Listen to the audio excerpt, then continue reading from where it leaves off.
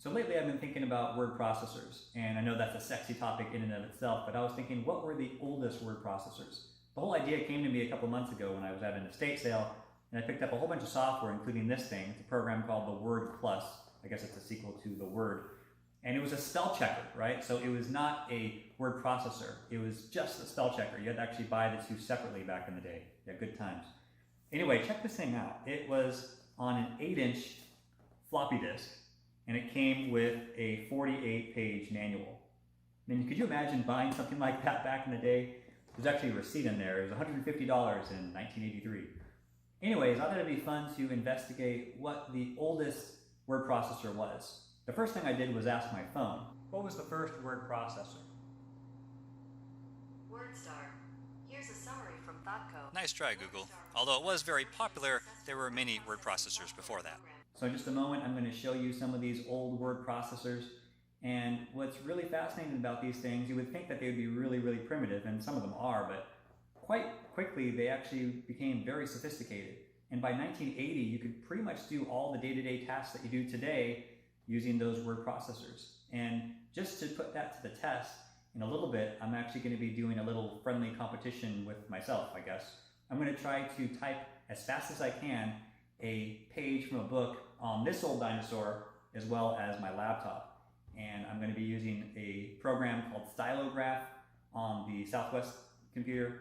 It only required 18 kilobytes of RAM versus Microsoft Word, which requires 4 gigabytes of RAM. So we're talking like in the magnitude of hundreds of thousands of more memory required to do the same thing. Of course, it doesn't have all the same features. You can't change the font color and things like that. Yeah, this was before font color was a thing, I guess. Anyway, let's take a look back into the oldest word processors. Well, after a little bit of digging, I unearthed the answer. The electric pencil was released in late 1976 for the Altair 8800 and required just 8 kilobytes of RAM. It was created by Michael Schreier, and it was actually a more refined version of the text editing options available in a public domain software package from 1975, which was called the Software Package 1, or SP1.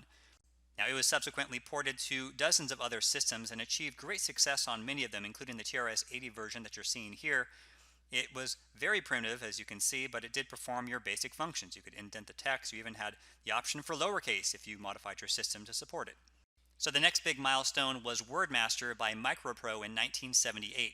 This was developed by two former IMSI employees named John Barnaby and Seymour Rubinstein. They actually developed it on an IMSI system similar to the one seen in war games.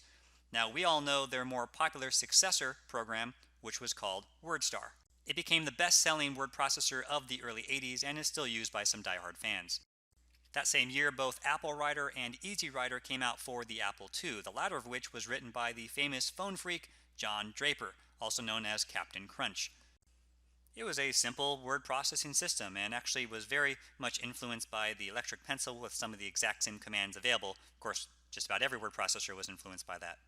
The following year, in 1980, Stylograph was released for the Flex operating system as well as OS 9 and Uniflex. I was actually amazed by this little program and just how cleverly designed it was.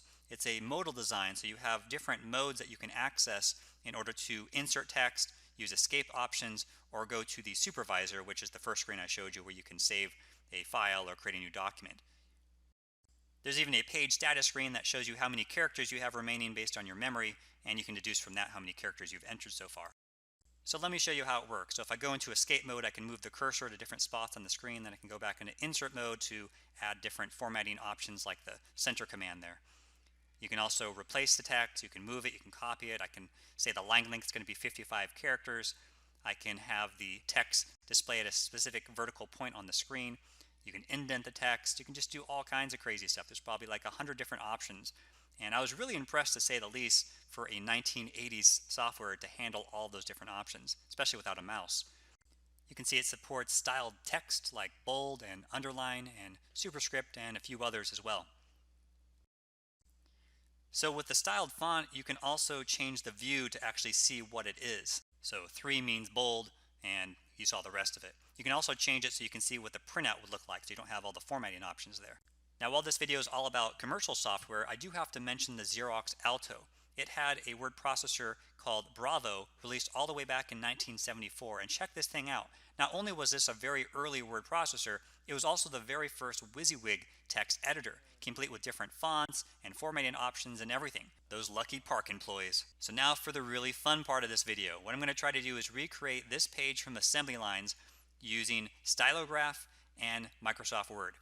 And I'm not going to do the whole page, but I'm going to do the introduction title, which is about 15 lines down on the page. I need to include the margins. I'll just do the first paragraph. And then I have some styled fonts and a footer and the page number. So let's do this. All right, you ready for this? The Battle of the Ages. And go.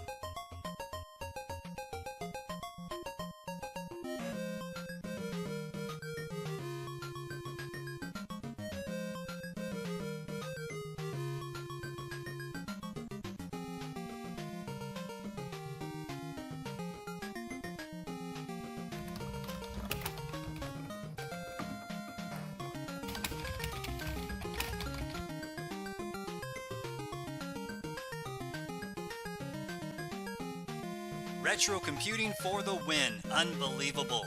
And I know what you're thinking, oh, he probably typed faster in that old program, but no, I actually did the best I could in both. And in fact, I typed a little bit faster in Word, but the formatting options were easier to put into Stylograph. Anyways, I hope you enjoyed watching this. It was very fun to make.